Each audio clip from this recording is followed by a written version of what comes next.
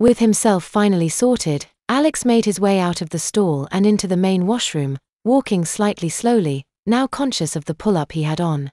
He knew that they were completely covered but still had that feeling that everyone could see it. He washed his hands and then made his way out, trying to tell whether or not his pants were rustling, but the noise in area due to the large numbers of people masked anything he could hear from his pants. He had a walk to the food area and bought himself a sandwich and a drink, before making his way to some of the seating area outside. It was such a nice day, the sun was shining and it was quite warm, so why not eat outdoors for once?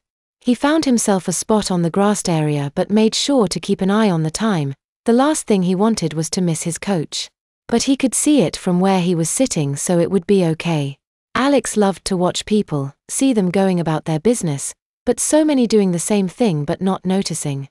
He quietly ate his lunch, sitting on the grass in his shorts, the air blowing around his legs. He forgot the fact he was wearing his pull-up, his shorts flapping in the breeze, occasionally flapping so that the edge of it would show. He carried on assuming that no one was any the wiser, not seeing what he was wearing. Sitting at a picnic table across from him was Wendy Johnson, a school nurse at a private girls' boarding school. She too was on a holiday break, traveling by coach to a nice quiet resort by the sea, looking forward to some nice relaxing fun. She couldn't help but notice the young man sitting alone on the grass across from her. He was different to the others, they were businessmen and lorry drivers.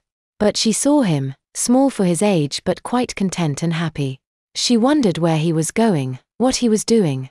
Having spent the year with nothing but girls to look at in every direction, she was happy to look at the cute young man. Alex finished his lunch, looked down at his watch, then saw it was time to go back to the coach, but as he was geeing up he noticed the lady at the picnic table. She was looking at him and smiling.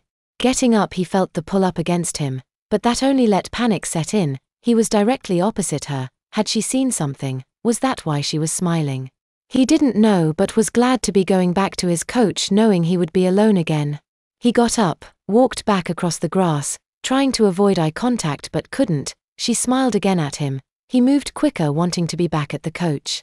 He got back to the coach and began to board when he noticed the other cases now sitting at the side of the coach. He looked towards the driver and asked what was happening.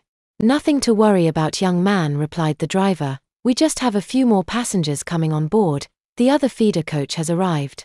Alex thought nothing more of it. He climbed on board and went back to his seat. He put his hand luggage bag back onto the seat next to him, then leaned back waiting for the other passengers to get back.